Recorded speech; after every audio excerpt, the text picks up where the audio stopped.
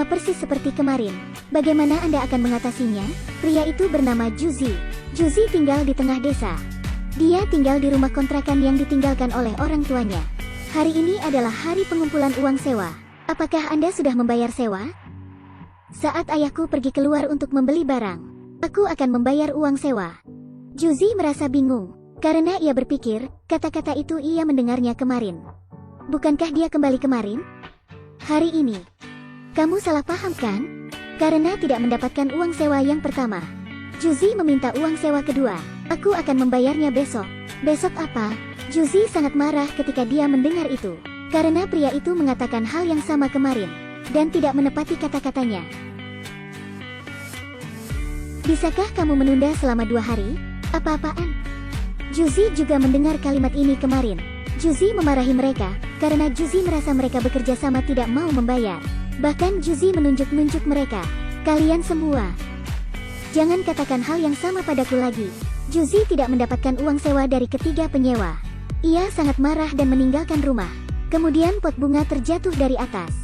Saat Juzi akan marah, ia tiba-tiba teringat sesuatu. Hal ini juga terjadi kemarin kepadanya. Juzi sangat bingung dan merasa tidak percaya dengan semua ini. Lalu Juzi menemui teman baiknya Tai dan tampar aku dengan keras. Apakah kejadian kemarin benar-benar terjadi lagi? Juzi mengambil 20 yuan dari tangan Tai dan berlari menuju ke stasiun lotre di desa. Ada kartu lotre di meja. Salah satunya bernomor 00859. Wajah Juzi terlihat senang seakan-akan dia memiliki segalanya di bawah kendali. Pasangan muda juga masuk ke toko lotre. Raut wajah Juzi menjadi lebih senang. Lalu, Juzi mulai memilih kartu lotre dan membeli salah satunya. Mengapa Juzi begitu bangga? Ternyata, hal ini juga terjadi kemarin. Sebelumnya, pasangan muda itu juga membeli lotre. Ini milikku. Kalian ini.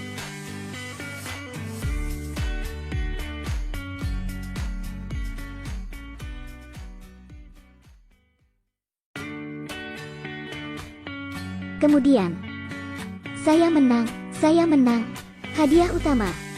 1 juta, bos. 1 juta. Hahaha. Aku memenangkan lotre. 1 juta, hahaha. Saat ini, Juzi telah memenangkan 1 juta dolar. Tapi hari ini hari Minggu. Jadi pusat lotre ditutup. Hadiah tidak dapat diuangkan sampai hari berikutnya. Juzi menaruh lotre di bawah boneka. Dia menantikan untuk mengklaim hadiah bernilai jutaan. Tapi, saat Juzi terbangun keesokan harinya, Juzi bangun dan menemukan. Dia kembali ke hari kemarin. Tidak ada tiket lotre di atas meja. Ini membuat Juzi bertanya-tanya bahwa dia berhalusinasi. Juzi pun berlari ke toko lotre, mengambil tiket lotre sambil berlari. Lalu dia berlari ke rumah lagi tanpa henti. Hari ini adalah hari kedua yang ia alami. Aku berpikir mungkin aku akan mati. Saya telah mengalami kejadian yang sama berulang kali. Itu tidak mungkin terjadi. Lihat kartu lotre ini. Percaya atau tidak, kemarin saya kalah dan hari ini saya menang. Baiklah, mari kita melakukan pemeriksaan. Juzi pun melakukan pemeriksaan secara menyeluruh. Tapi dokter berkata, kecuali untuk sekresi hormonnya yang relatif tinggi, tidak ada yang salah dengan Juzi. Juzi tidak bisa menguangkan lotre, karena ia bangun di hari yang sama lagi. Bahkan dokter tidak bisa menyembuhkannya. Apa yang harus ia lakukan? Lalu, Tai dan berkata pada Juzi, jika Anda tidak tidur sepanjang malam, Anda akan baik-baik saja. Juzi berpikir itu masuk akal. Mereka akan bermain mahjong sepanjang malam dan melakukan duel. Hari berikutnya Juzi dan Tai dan naik taksi untuk menguangkan hadiahnya. Di tengah jalan, dia meminta koran kepada sopir. Melihat tanggalnya, itu adalah hari berikutnya. Setelah menguangkan hadiah, mereka pergi ke ATM dan memeriksa. 1 juta disetorkan tanpa masalah. Mereka akan menghabiskan uang 1 juta ini tepat pada saat itu. Waktu sudah menunjukkan pukul 10 pagi. Juzi dan Tai dan melihat jam itu, tiba-tiba. Tuan rumah, tidak ada air lagi. Waktu kemarin terulang lagi. Ternyata bahkan jika Juzi tidak tidur, pada jam 10 pagi, ia kembali ke waktu kemarin. Apa yang harus ia lakukan? Juzi berpikir untuk membeli tiket lotre untuk memenangkan jackpot. Tapi Juzi tidak memikirkan nomor apa yang harus dibeli, karena dia akan memenangkan jackpot. Juzi sedang memikirkan cara menguangkan hadiahnya, karena dia terjebak sampai hari ini. Setiap hari Juzi bangun dan waktunya diatur ulang. Tapi dia harus menunggu sampai hari berikutnya untuk menebus hadiahnya. Tiba-tiba Juzi menemukan solusi. Juzi menuju meja depan kasir dan mengambil lotre. Ini, lotre ini. 1 juta. 1 juta. Aku akan memberimu diskon 20%. Aku akan menjual lotre awal ini kepadamu. Juzi menjual tiket lotre itu. Setelah itu, Juzi pergi untuk membeli pakaian, perhiasan, dan jam tangan, lalu makan lobster. Tapi seperti yang dikatakan orang bijak, ketika Anda sudah cukup, Anda ingin nafsu. Sama seperti Juzi yang menginginkan kesenangan fana. Setelah memenuhi kebutuhan eksternal, Juzi dan teman-temannya juga ingin merasakan kesenangan fana. Dia ingin memilih selir. Semuanya akan tinggal di hotel milik Juzi. Tepat pada saat itu, Juzi melihat berita di TV. Pesawat sebuah maskapai meledak. Semua anggota kru terbunuh. Saat menonton laporan berita di TV, pikiran Juzi menjadi kosong. Ternyata ada pramugari bernama Cui Hua di kru. Dia adalah teman masa kecilnya dan juga cinta pertamanya. Juzi memutuskan untuk menghentikan pesawat agar tidak meledak. Juzi berlari menuju jam dan memutar jarum jam. Keesokan harinya Juzi terbangun di tempat tidurnya sendiri. Waktu kembali terulang. Juzi akan melaporkannya jika pesawat itu akan meledak. Juzi berhasil menghentikan pesawat lepas landas. Semua penumpang di pesawat dievakuasi. Tapi setelah dilakukan pemeriksaan, tidak ada bahan peledak yang ditemukan di pesawat. Juzi pun ditahan karena melaporkan informasi palsu. Tidak peduli bagaimana dia menjelaskan, tetapi polisi tidak percaya. Pada saat ini pesawat lepas landas lagi. Lalu, setengah jam kemudian, karena polisi tidak mempercayainya, sebuah pesawat meledak. Juzi harus mencari cara lain. Keesokan harinya, waktu diulang lagi.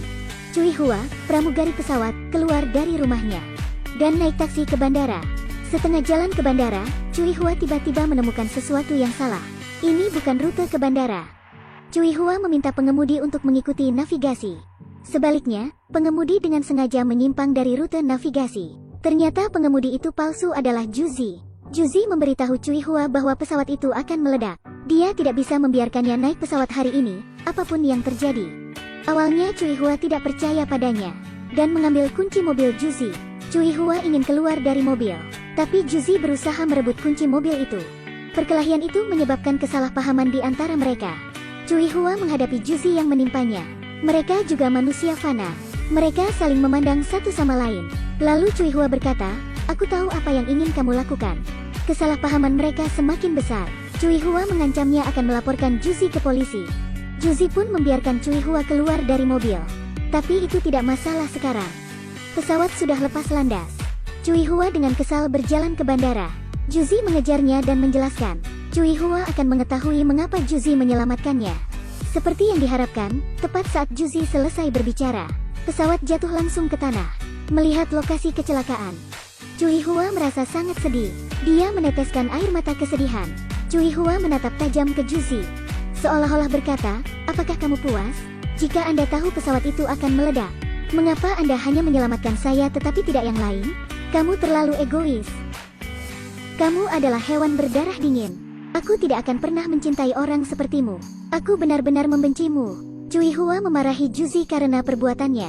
Juzi benar-benar tidak mengerti mengapa Cui Hua marah kepadanya. Untuk memenangkan hati Cui Hua, Juzi menunggu waktu diulang kembali. Kali ini dia ingin menyelamatkan seluruh kru pesawat.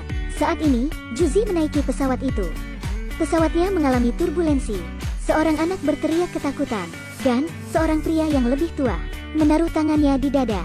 Juzi duduk di kelas 1. Ia merasa gugup dan muntah.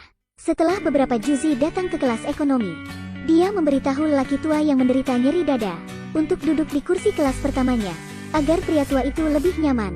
Dan pada saat itu di kokpit pesawat, kapten memberitahu kopilot bahwa dia harus pergi ke kamar mandi. Tapi ketika kapten berada di belakang kopilot, dia mengambil kapak yang tergantung di dinding. Di sisi lain, Juzi, duduk di kelas ekonomi, mengatakan kepada Cui Hua, pramugari di depannya, "Mungkin ada masalah dengan kokpit pesawat, karena pesawat ini sepertinya akan jatuh." Juzi meminta Cui Hua untuk membawakan minuman ke kokpit. Tapi kapten menolak Cui Hua masuk, dan saat ini kopilot mengalami luka parah karena kapten. Kapten mendaratkan pesawat dengan tergesa-gesa. Waktu hampir habis. Pesawat akan jatuh. Juzi mendorong gerbong makan pesawat ke kokpit. Karena gerbong makanannya terlalu ringan, Juzi gagal membuka pintu kokpit. Kemudian, Tai dan duduk di gerbong makanan untuk menambah berat. Juzi mendorong gerbong makan ke pintu kokpit lagi. Akhirnya pintu terbuka dan kapten keluar dengan kapak. Para penumpang berkerumun untuk mengalahkan kapten. Kapten berhasil dikalahkan. Tapi, Juzi menemukan masalah penting. Dia tidak bisa menerbangkan pesawat. Pesawat itu jatuh ke tanah. Namun, saat berikutnya, Juzi kembali lagi. Tuan rumah, kita kehabisan air. Juzi terbangun di tempat tidurnya sendiri. Dia kembali ke awal. Dengan pengalaman kecelakaan pesawat terakhir, Juzi memutuskan untuk belajar menerbangkan pesawat. Tidak dengan pesawat nyata. Dia memainkan game simulasi penerbangan di komputer. Setelah itu, Juzi naik pesawat untuk menyelamatkan orang. Dia menemukan bahwa keterampilan pilotingnya tidak cukup baik. Pesawatnya pun hancur. Jadi Juzi terus berlatih. Dan kemudian dia naik pesawat. Tapi pesawat itu lagi-lagi hancur. Juzi selalu mengulang kembali. Dan berkali-kali pesawat itu hancur. Akhirnya, Juzi sekali lagi naik ke pesawat itu. Pria tua memegang dadanya dengan rasa sakit. Dengan terampil, Juzi mengeluarkan sekotak obat. Lalu, seorang anak yang berteriak ketakutan. Juzi membawa mainan favorit anak itu. Langkah selanjutnya adalah mendorong gerbong makanan dan menabrak pintu.